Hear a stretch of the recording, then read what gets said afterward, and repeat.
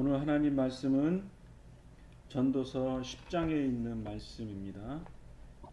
오늘의 주제는 속을 보이지 말라, 속을 보이지 말라라는 제목의 말씀을 나누고 싶습니다.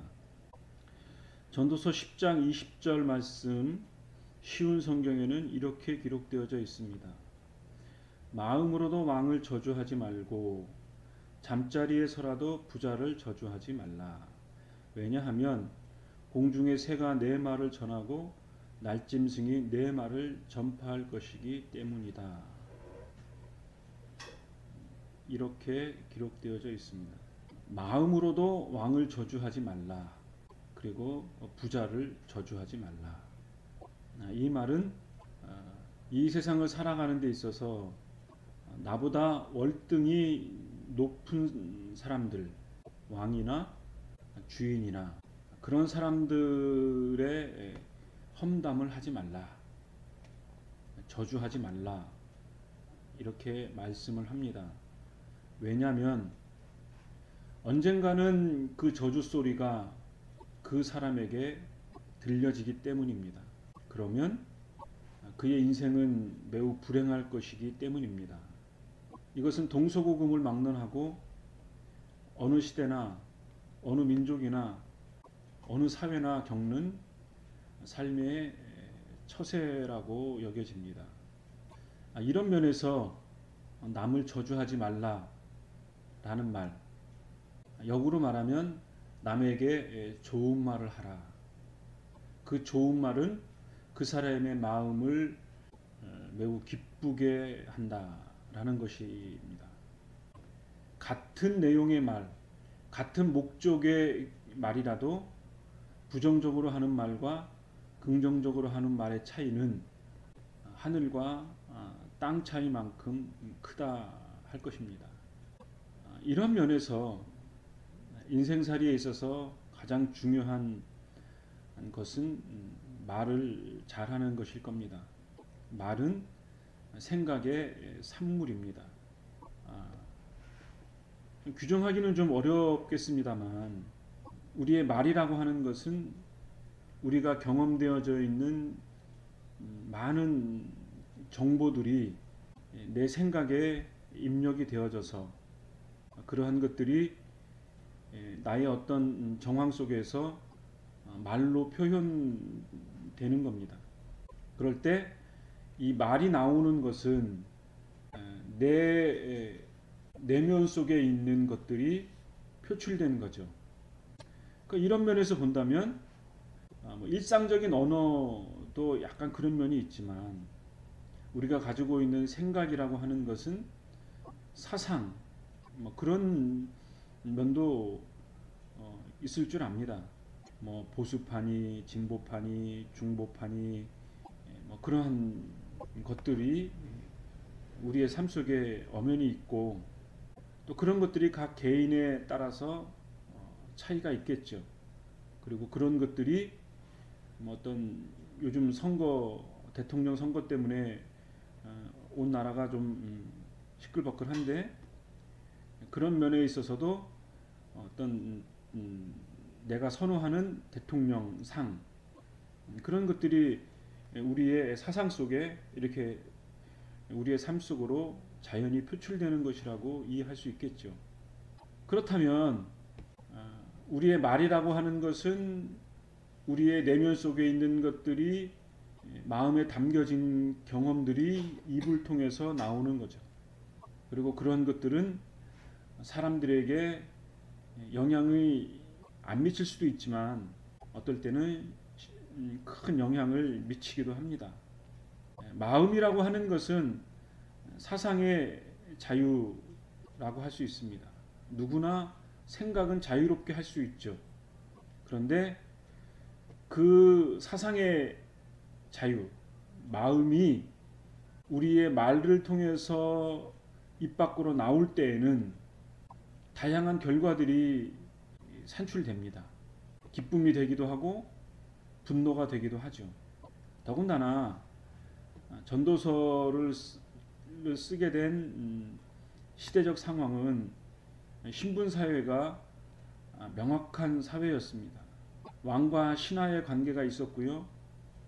부자와 하인의 관계가 있었고 주인과 종의 관계가 명확했습니다. 이러한 상하관계가 명확한 때에는 자신의 속내를 드러내는 것은 매우 위험할 수 있는 거죠. 제 짧은 경험으로도 군대를 가면 사실은 일반 사병들은 뭐 계급이 있긴 하지만 명령권은 없거든요. 군복을 보면 위에 어깨 위에 이렇게 뭘 다는 게 있는데 연두색 견장을 답니다. 그 사람만이 명령을 할 수가 있는 거죠. 통솔할 수 있는 통솔권이 있는 거죠. 그것도 자기 뭐 분대면 분대, 소대면 소대, 중대, 대대 그 하달 기관에게만 해당이 되는 거죠. 그런데 군대에서도 보면 일병 사병들끼리 군기를 잡고 요즘은 어떨지 모르지만 제 때만 해도 구타가 있었죠.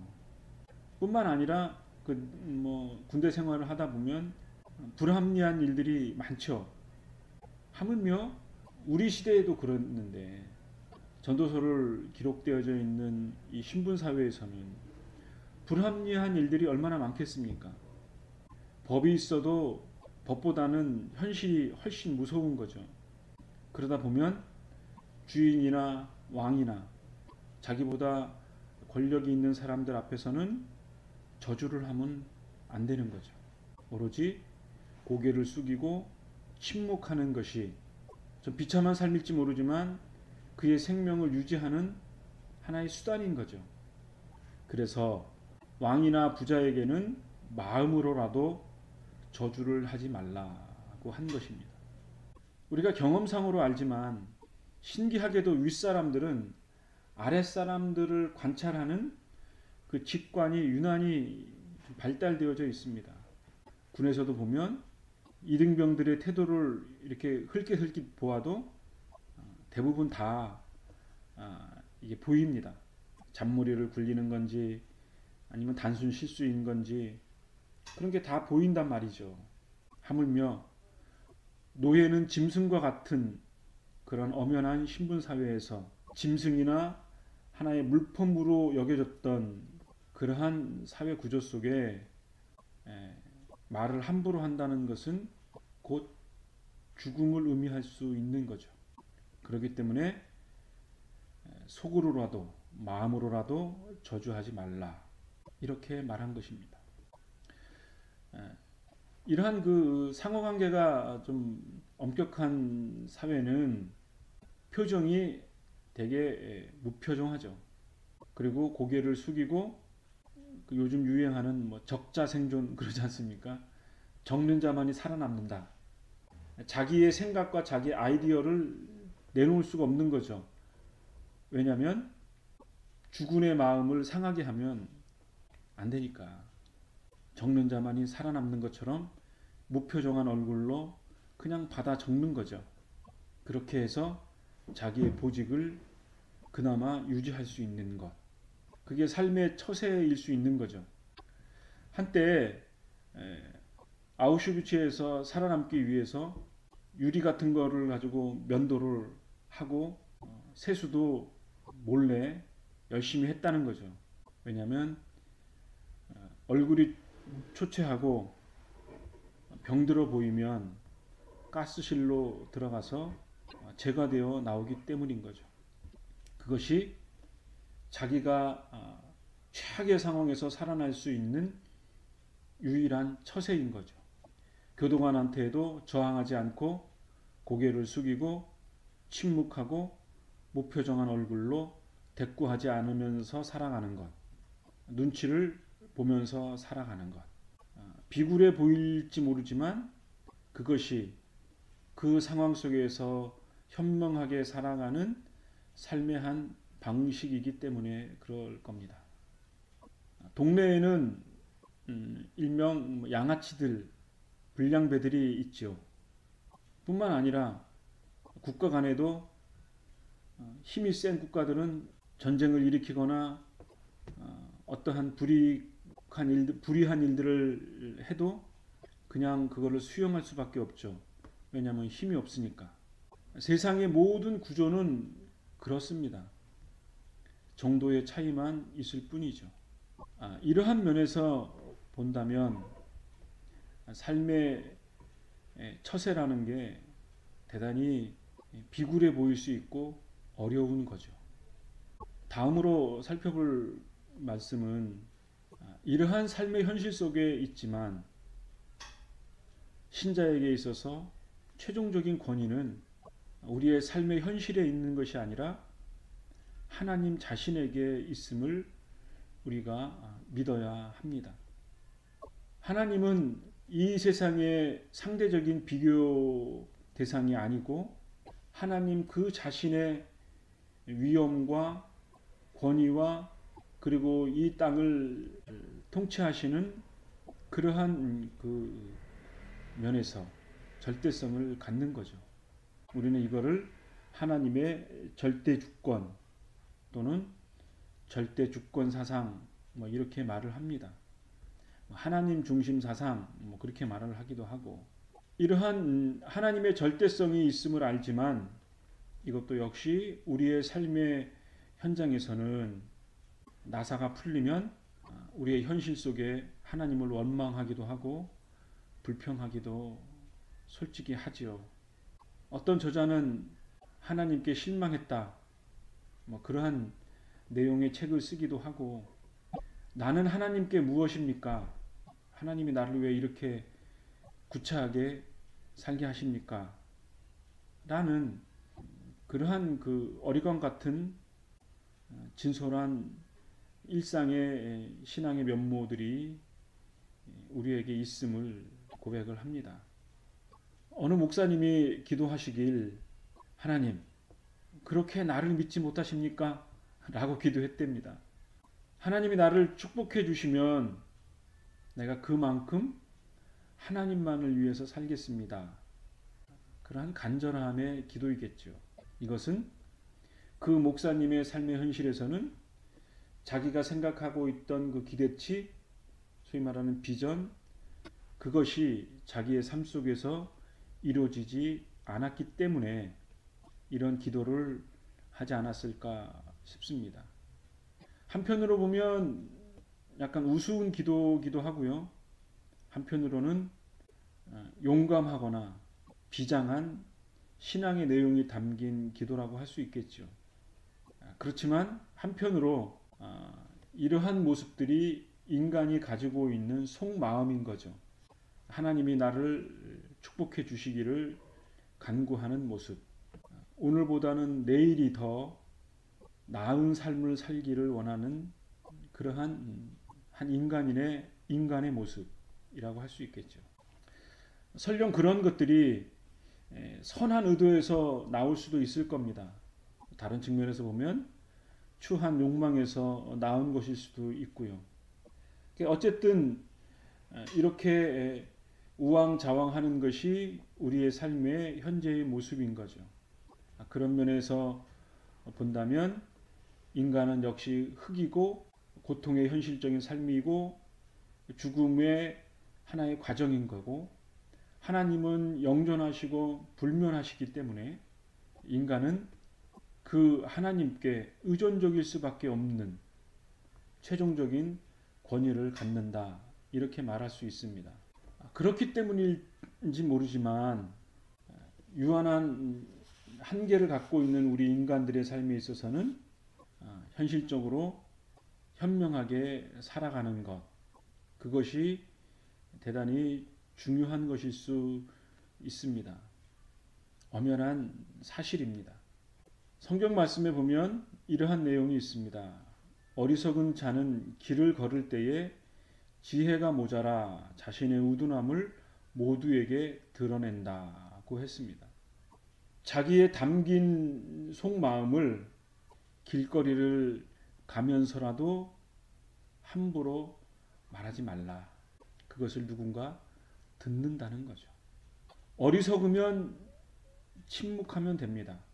괜히 우매하게 떠버리다가 모든 사람들에게 비웃음을 사거나 또는 결정적일 때는 왕이나 주인에게 죽음을 당할 수도 있기 때문에 그렇습니다.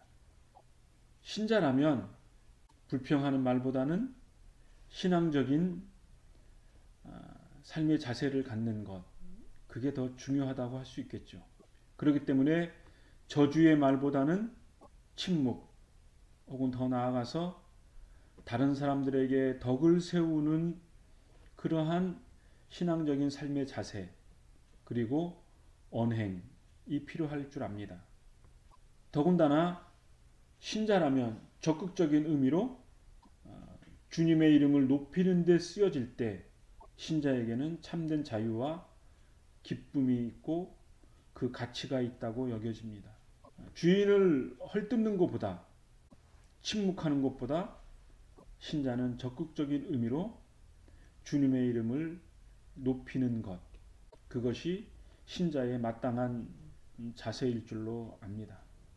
사실 이것 외에는 모든 것들이 다 허무하고 좀 조소적인 의미로는 우둔한 인생들의 말장난에 불과할 수 있습니다. 아무리 유쾌하고 화려해 보여도 그러한 것들이 순간적인 것이고 우리의 영혼을 기쁨으로 승화시키지 못하는 것이 이 세상의 허다한 일들입니다. 성경에도 보면 무딘 도끼날을 갈지 않으면 힘이 많이 들지만 지혜를 쓰면 성공한다고 했습니다. 힘을 들들이려면 도끼를 갈고 나무를 패야 나무가 잘 패집니다. 무딘 날은 엄청 힘이 들고 고생이 되겠지요. 우리의 마음과 말이라는 것도 이 무딘 도끼날을 가는 것처럼 그러한 날카로움이 삶의 지혜와 생명을 보존하기도 합니다. 이것은 우리의 한순간에 이루어지지 않고 전 생애를 걸쳐서 다듬어지는 성화의 과정이라고 할 수 있을 줄 압니다. 그래서 디모데전서 4장 5절에는 말씀과 기도로 거룩해지라 이렇게 말씀을 하고 있습니다. 우리의 상처난 마음들, 우리의 가다듬지 않아진 언어들, 불평, 험담, 쓸데없는 비웃음, 말장난, 그런 것들이 신자의 삶의 한 부분일 수는 있지만 그것을 목적으로 삼을 수는 없는 것입니다. 삶의 현실이라는 것은 대단히 어렵습니다. 사무엘상 27장에 보면 다윗이 사울을 피하기 위해서 가드 왕 마옥의 아들 아기스에게로 갔다고 했습니다. 이 아기스는 블레셋과 연합을 하는 이스라엘과는 적대적인 관계의 사람들입니다. 그런데 이 사무엘상 27장 7절에 보면 1년 넉 달을 있었다고 했습니다. 그 동안에 신뢰가 쌓여서 아기스가 이렇게 말을 합니다. 다윗이 자기 백성 이스라엘에게 심히 미움을 받게 되었으니 그는 영원히 내 부하가 되리라. 이렇게 생각을 했다고 합니다. 그러니까 다윗은 아기스 왕자의 밑에서 소위 말하는 충신이 된 것입니다. 거기에 머무른 것이 아니라 사무엘상 28장의 말씀에 보면 이렇게 기록되어져 있습니다. 그때의 블레셋 사람들이 이스라엘과 싸우려고 군대를 모집한지라 아기스가 다윗에게 이르되 너는 밝히 알라 너와 내 사람들이 나와 함께 나가서 군대에 참가할 것이니라. 아기스의 부하가 된 것뿐만 아니라 이제는 하나님의 백성인 이스라엘과 블레셋과 연합해서 적군이 되어져서 전쟁을 하는 처지에 놓이게 된 것입니다. 서두에 말씀드린 바처럼 왕을 저주하지 말라, 주군을 저주하지 말라, 부자를 저주하지 말라고 했습니다. 이런 면에서 다윗을 본다면 다윗은 아기스의 말을 이스라엘과 전쟁을 해야 할 판입니다. 우리가 잘 아는 것처럼 다윗은 이스라엘에게 있어서 매우 위대한 왕이었었고 신앙적으로는 하나님의 마음에 합한 사람이라고 여겼던 인물 중에 인물이었습니다. 하나님 앞에만 쓰임을 받고 하나님의 열심으로 그의 일평생을 살았던 그 다윗이 인생의 한 여정 속에서는 사울을 피하기 위해서 블레셋 진영에 들어가고 그리고 이스라엘과 전쟁을 하는 적대적인 관계까지 놓이게 된 것이 다윗의 현실적인 삶의 모습이었습니다. 그러니까 현실의 삶이라고 하는 것은 이렇게 미묘하고 복잡한 거고 한마디로 정의되기가 어려운 거죠. 물론 결국에는 다윗은 이 전쟁에 참여하지를 않고 후손으로 물러나게 되지만 그래서 이스라엘과 전쟁을 하지 않고 나중에는 사울 왕과 이스라엘이 전쟁에서 패하게 되는 역사적 사실을 우리는 알고 있습니다. 한때 이러한 실수에 처했던 다윗, 씻을 수 없는 치욕임에도 불구하고 사도행전 13장 22절에는 이렇게 말을 합니다. 하나님의 마음에 합한 사람이다. 내 뜻을 다 이루게 하리라. 이렇게 기록하고 있는데 이것은 사무엘상 13장의 말을 인용한 것입니다. 다윗이 한때 실수했음에도 불구하고 하나님께서는 그 실수한 다윗의 생애를 통해서 하나님의 마음에 합한 사람이고 하나님의 뜻을 다 이루게 한 그리고 그 쓰임을 받았던 인물이 다윗이었습니다. 다윗은 적어도 순간순간에 큰 실수를 여러 번 했습니다. 그럼에도 불구하고 그 실수 가운데에서도 다윗은 하나님의 뜻에 순종하려는 순전한 마음이 있었습니다. 죄를 지적받을 때 회개하는 정직함과 탐복함이 있었습니다. 이런 신앙하는 삶의 자세를 성경은 하나님의 마음에 합한 사람이라 그리고 그 실수투성인 다윗을 통해서 예수 그리스도가 나게 하심으로 내 뜻을 다 이루게 하셨다라고 성경은 증언하고 있습니다. 이러한 면을 우리가 깊이 생각해 볼 때 조금 전에 말씀을 나눴던 말씀과 기도로 거룩해지라는 디모데전서 4장 5절의 말씀을 우리가 깊이 마음에 담아야 할 줄로 압니다. 우리는 우리보다 더 권세 높은 사람들에게 고개를 숙일 수도 있을 겁니다. 그리고 그렇게 살아가는 것이 어떤 삶의 사회의 한 질서일 수 있을 겁니다. 그런데 그러한 인생을 살아가는 것이 우리 일상의 삶일지라도 우리의 마음의 중심에 놓지 않아야 할 것은 하나님에 대한 온전함입니다. 그것이 말씀과 기도로이고 그것이 하나님께 우리의 마음과 뜻과 정성을 향하는 하나의 신앙적인 방편이라고 여겨집니다. 신약 성경에 사도 바울은 빌립보서를 통해 이렇게 말씀합니다. 빌립보서 2장 5절의 말씀인데요. 예수님처럼 생각하고 행동합시다. 옛날 성경에는 너희 안에 이 마음을 품으라. 곧 그리스도 예수의 마음이니 이렇게 되어 있는데 쉬운 성경에는 예수님처럼 생각하고 행동합시다. 이렇게 말씀을 하면서 그분은 하나님과 똑같이 높은 분이셨지만 결코 높은 자리에 있기를 원하지 않으셨습니다. 오히려 높은 자리를 버리고 낮은 곳으로 임하셨습니다. 사람의 모습으로 이 땅에 오시고 종과 같이 겸손한 모습을 취하셨습니다. 이렇게 말씀하면서 9절에는 그러므로 하나님은 예수님을 최고로 높은 자리에 올리시고 모든 이름 위에 뛰어난 이름이 되게 하셨습니다. 하늘과 땅 위, 땅 아래에 있는 모든 만물이 예수 그리스도 앞에 무릎을 꿇고 예수 그리스도는 주님이신 일 선포하며 하나님 아버지께 영광을 돌릴 것입니다. 라고 권면을 하고 있습니다.